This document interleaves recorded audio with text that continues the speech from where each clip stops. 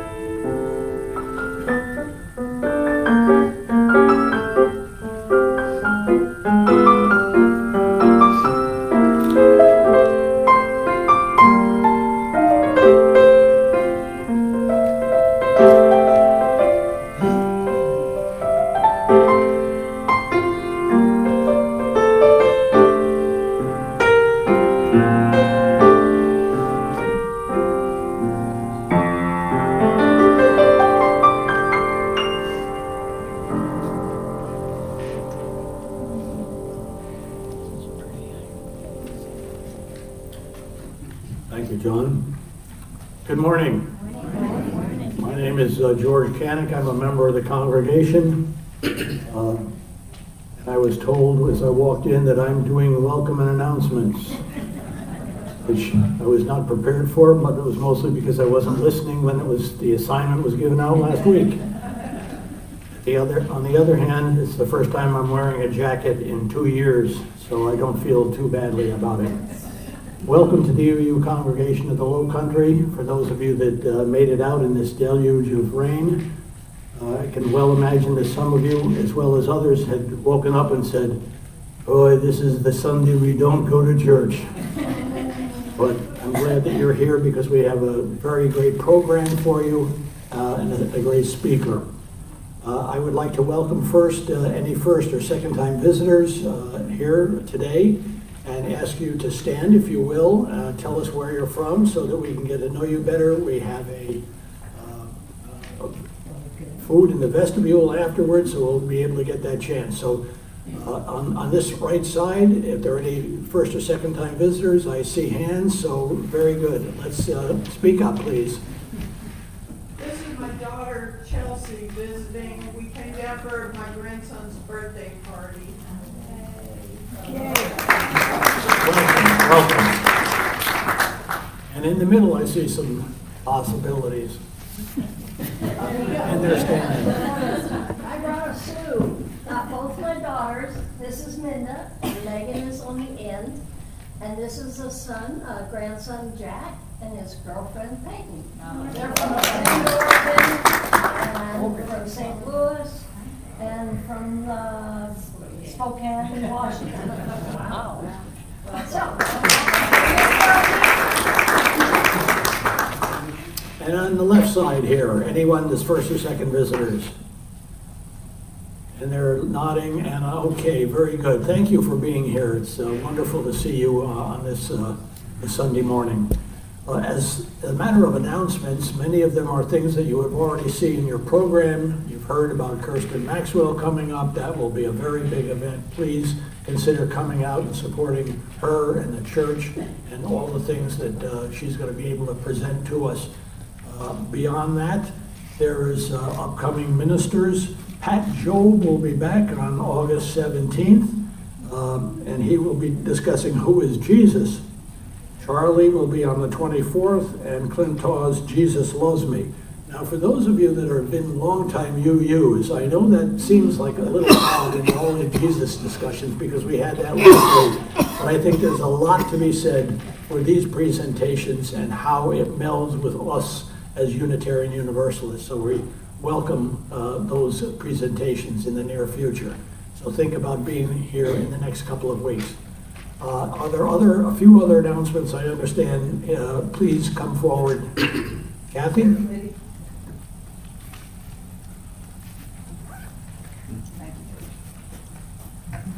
Good morning, everyone. I'm Kathy from the CARE Committee. Just a couple of updates on some members. Pam Green, who was a member of our church, but she hasn't been to the services for a long time, had been very seriously ill with the coronavirus, but I understand that she's recovering well. So I know she would like to have cards of love and support from us. And then also, this was a phone call I received from Nancy Frank. You all know she was due to have surgery on her shoulder. It's been canceled again. She has been diagnosed with a virus. They don't know what. She had a temperature of 103, and it's been accompanied by significant lower back pain. So her mobility has been affected. Nancy's the first one to get cards out for the CARE Committee, and so I know she would love to hear from you and give her some support through this time because it's difficult that the surgery has been canceled again. That's it. CARE Committee. Thank you. Thank you, Kathy. Anyone else? Yes, indeed. Hi everyone, I'm Diane, and I know you know that this Saturday we have a special concert coming up with Kristen Maxwell. But what you don't know is we have a special going on. So, the word free is involved, so pay attention. It's a tariff-free event, and if you bring a guest, your guest can come in absolutely free. This is an effort to promote our series coming up, which is already planned. Joanne's been very hard working on lining up wonderful artists for this upcoming year. And since this is our summer concert, I had to wrestle her to the floor to get this deal. So if you have a friend that lives down the block you've been wanting to reach out to, please invite them absolutely free at the door. This does not mean that your spouse comes in free. It comes with you every week. We're sponsoring an outreach. So please think of someone that you might want to invite.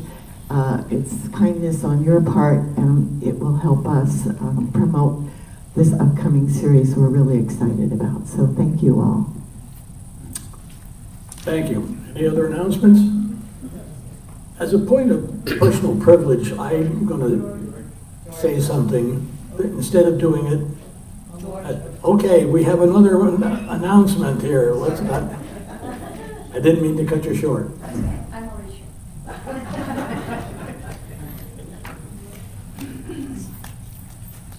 Hi, I'm Tish.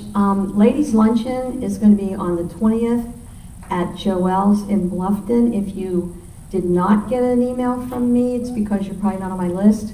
So if you want to go, just see me after the service and I'll make sure that we count you in our reservation. It's at 11:45. Thank you. I forget the personal privilege. I don't want to go on too long. Let me introduce our speaker at this particular point. Our speaker this morning is Ahmad Ward. Ahmad is the executive director of Mitchelville Freedom Park, located on Hilton Head Island. Mitchelville is the first governed town of formerly enslaved people in the United States. Prior to this position, Ahmad spent 15 years or more leading the education department at the Birmingham Civil Rights Institute in Birmingham, Alabama. It is there where he honed his expertise in telling the story of civil and human rights in America, with a focus on historic analysis and application to current social justice issues. Ahmad is a native of North Carolina, received a BA in art from Elizabeth City State University and a master's degree in Hampton in Virginia. He's a board member of the Association of African American Museums and a former member of the Smithsonian Affiliates Advisory Board. He and his wife, Defina, who's also spoken to us in the past, have two brilliant daughters, Masani and Amina. Welcome to the UU Ahmad Ward. Your opening remarks, please.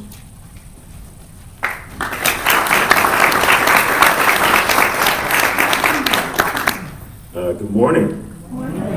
It's a pleasure to be back in front of you. It's been a few years since I had a chance to speak. And thanks for braving the rain to come and hear me talk to you. The title is Peace and Knowing, and it's more of an understanding of when we know things to be true, it gives us some peace. Or we understand things to be factual in spite of things that come up in our face that might seem to belie that point, we still understand that those things are true and those things give us peace. So there's peace in knowing about some of the history that we have faced, some of the things that we've been through. There's a little bit of faith in that as well. When you came and sat down in these chairs, you didn't even look at them, you just plopped down in them because you knew they were gonna hold you up, right? Peace in knowing, I'm not gonna hit the ground when I sit down, right? So there's that faith and that peace.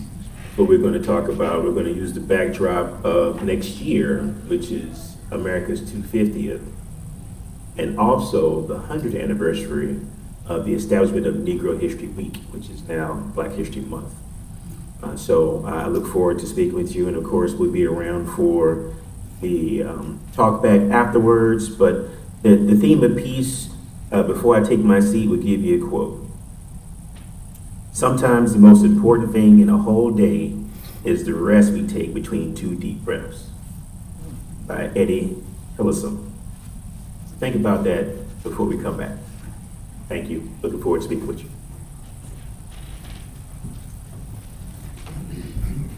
Will you all rise for hymn 38, Morning Has Broken.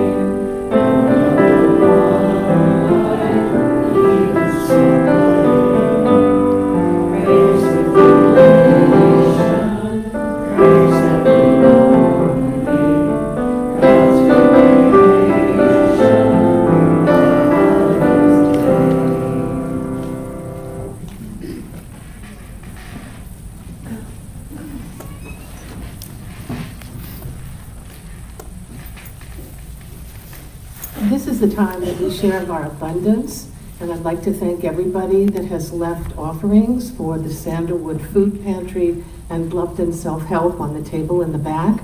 And if you are like me, rushed out in the rain today and forgot yours, bring a double next week if you would.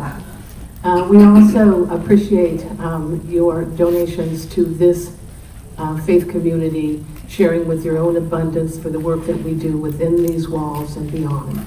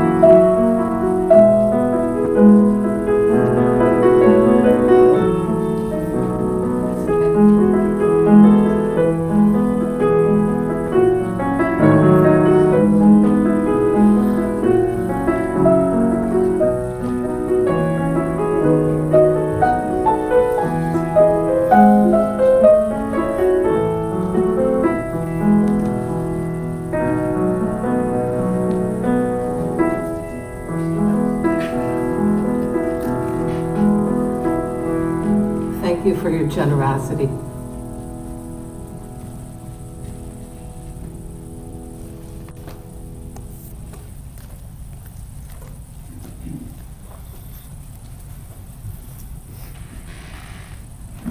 Now it's time in the service that we share our joys and concerns.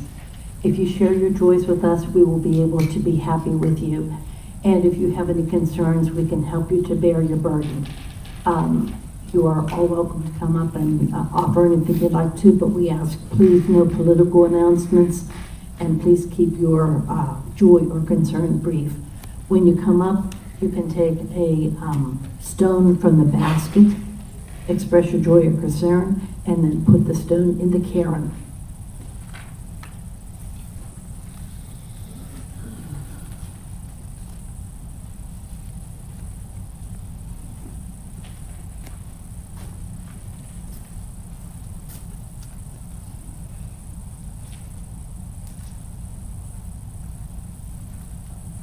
Hi, my name's Jan. I have a wonderful joy, and I also have a concern. I'll give you that one first. Jim, my husband, took another setback. He has not been to church for months now because he fell. Well, he fell again, and he hit his head real proper. There was blood everywhere. And he has like, I don't know, 20 gazillion staples in his head. And they are driving him crazy. And this drives me crazy. Anyway, keep him in your hearts. And they do come out. The staples come out tomorrow. And I hope that makes a big boost in his attitude. Although his attitude has risen because of our blessing with my family. Both of our daughters have come for the week, and even I had a surprise. I did not expect my grandson and his girlfriend to come, but here they are. So I'm only missing husbands of my daughters and 3 other grandchildren. But one of them is coming. When these 2 leave, there's another one coming on the same day. So it's that has raised everybody's spirit, and Jim's a little bit, but getting those staples out is going to be a big thing tomorrow. Thank you.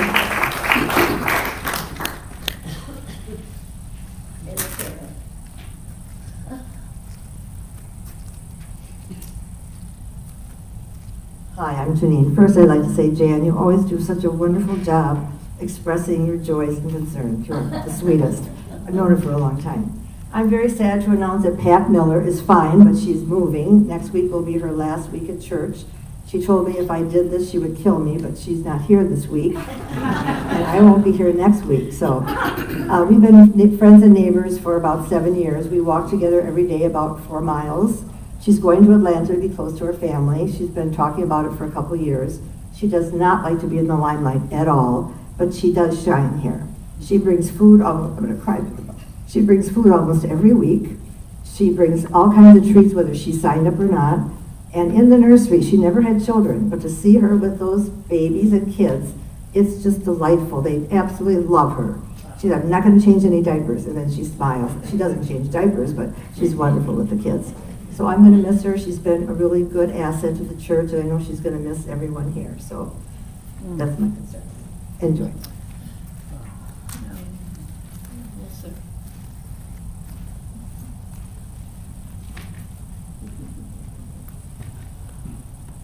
I'd also ask you to please keep in your thoughts a very good friend of my youngest daughter, and somebody that she grew up with and I've known for a long time, passed away 2 days ago. Brian was 45 years old. He's been struggling with cancer for about 20 years, and leaves a 9-year-old daughter and a grieving wife, of course. So if you just keep them in your thoughts, I'd appreciate it.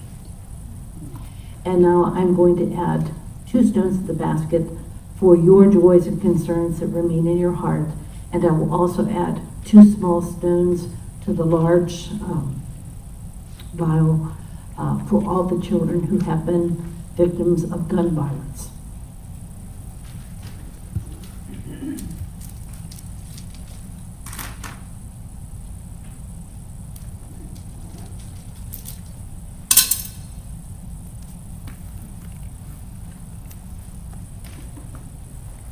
And now, if you please join me, we are going to use acclamation number 636.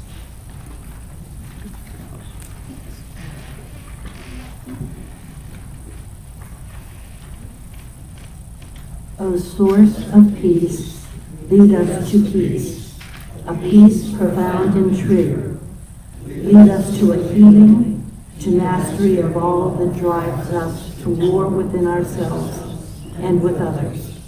May our deeds inscribe us in the book of life and bless us. Righteousness and peace. O source of peace, bless us with peace.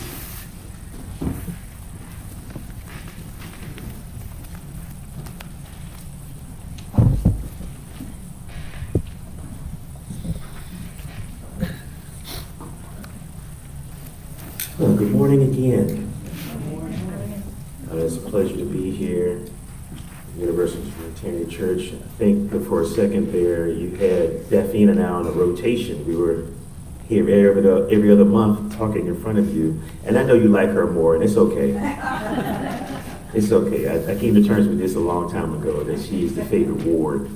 I am happy to uphold her shadow in all ways. I won't be before you long here today, but I just wanted to talk to you about the understanding that comes with peace. Like the nice, cool breeze that, I know this is crazy, but I'm okay with this because I understand what's going on. And that understanding helps us to go through a whole lot of things without pulling our hair out. Of course, I'm too late for that. But it keeps us sane because we already know what has happened, or we can lean on things in the past and say, if they can do it, I can do it. So for those who are unaware of my the mission that I am pushing every day during the week at Mitchelville, these folks were working the first self-governed town to formerly enslave people in the United States. They went through a lot more difficult things than I will.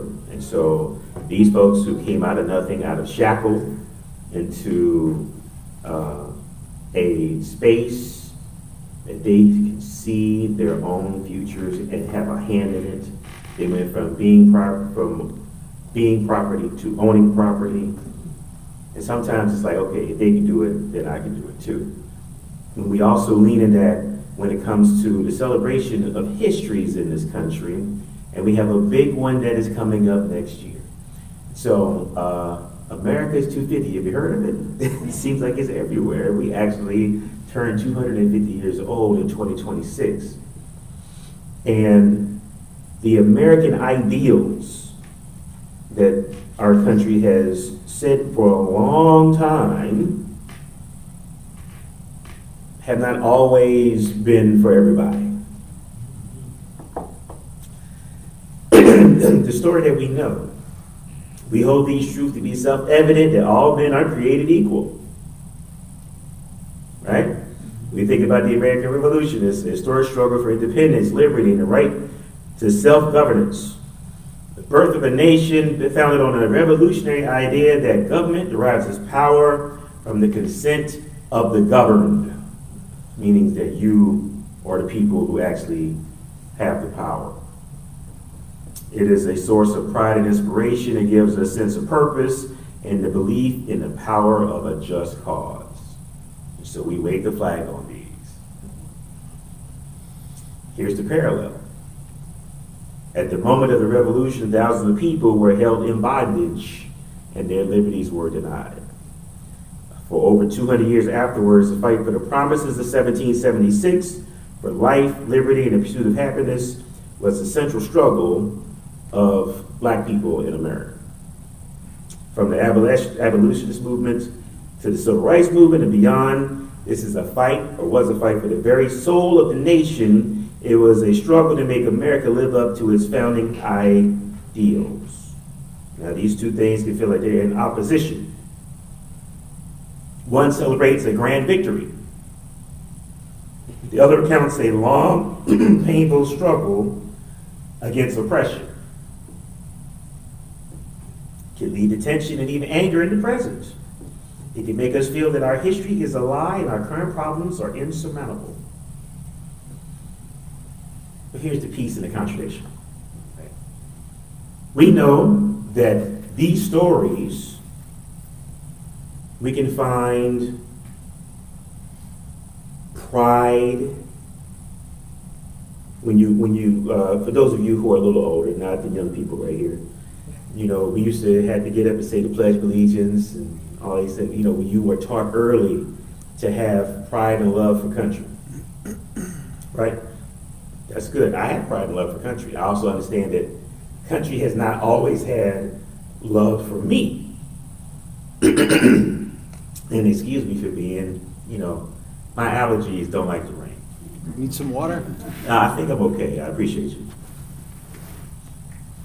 But I understand that there are people who put building blocks in place through the course of American history that allow me to sit in front of you right now without us all going to jail. Right? We do know this would have been illegal in some of your lifetimes for me to be in here with you. Now, the Universalist Unitarian Church would not call the cops on me, but somebody might. Right? And so there's peace in the contradiction of what America is and what it can be. The story is incomplete without both narratives.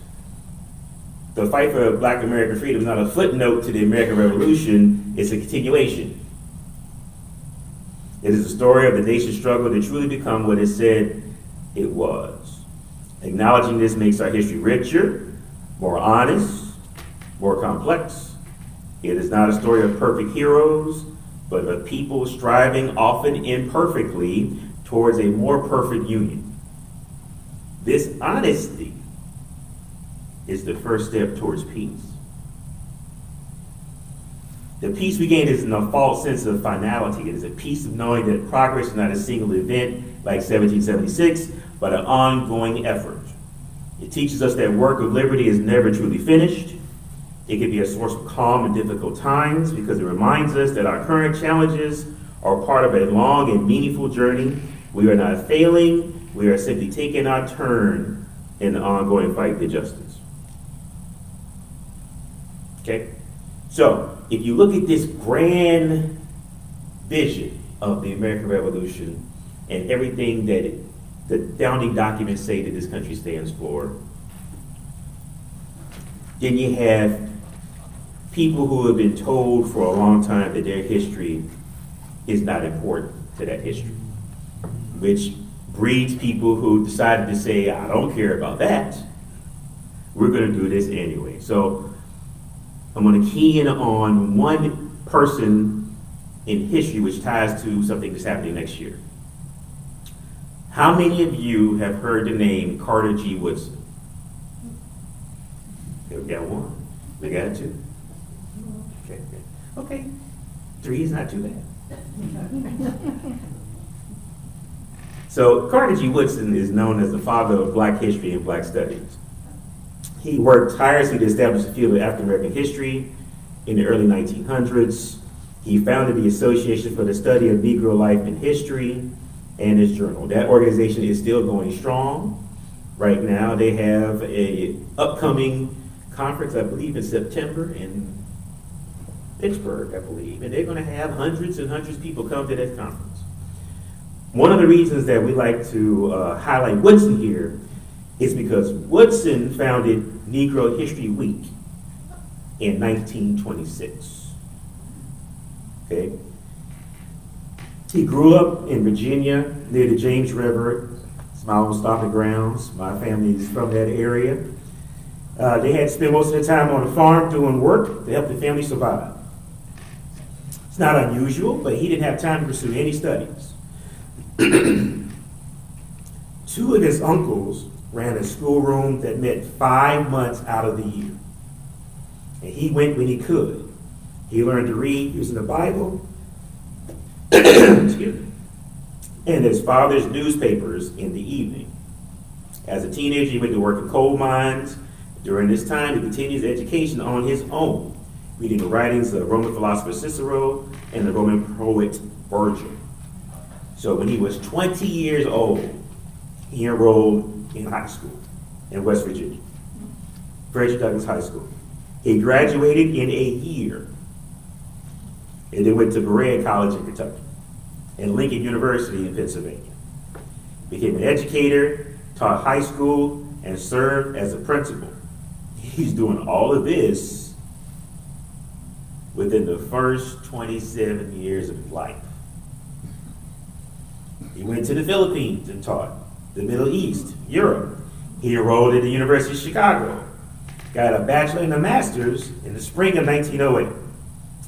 That fall, he became a doctoral student of history at Harvard. Okay? He is the second African American to earn a PhD in history from Harvard. The first one was W.E.B. Du Bois. But when he graduated in 1912, he embarked on this project of making the history of Black Americans most visible and respected. Contemporary conventional historians were white, had a very narrow scope of their historical narratives.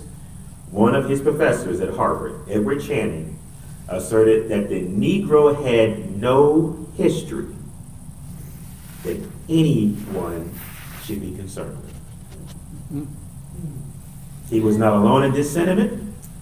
And we saw that in textbooks and coursework, which usually pushed political history, which of course did not involve Black Americans. His first book was entitled The Education of the Negro Prior to 1861, published in 1915. And in that same year, he would establish the Association for the Study of Negro Life and History. So he would become a dean of School of Liberal Arts at Howard University in Washington, D.C. And that's where he created a formal African American history survey course. Started printing things, made other books. If he had stopped there, he would have been fine. He would have done enough. But he wanted to spread knowledge of this history to Black students of all ages. And so he came up with an idea of a week purely devoted to the celebration of the achievements of African Americans. Negro History Week began the week of February the 7th, 1926, because that week included the birthdays of both Abraham Lincoln and Frederick Douglass. That's how this all got started. So he would do this for the rest of his life, studying, writing about, and promoting Black history. And even when the funding got low for the study of Negro life and history, he kept things pushing. So the legacy of somebody like Carter G. Woodson, he didn't get a chance to see Brown versus Board of Education. But the brainchild is the direct predecessor of the significant educational advance of the establishment of Black History Month. So 50 years after he starts Negro History Week, you got Black History Month in 1976. Which just so happened to be the bicentennial of the United States of America. So when I hear about folks trying to take African American studies out of classrooms, when I hear about coursework that has been around forever finding its way on the trash heap, when I see people complain about HBCUs getting funding and wanting to take that funding away, or stating that those things are unnecessary even though they had to be necessary so Black people could go to school, I don't really get bent out of shape. Because somebody like Carter G. Woodson was faced with the same idea of this history not being imported 100 years ago. And we just talked about what he did. So it's incumbent upon us who know better to do better, which is the point. So even though this whole thing is very complex,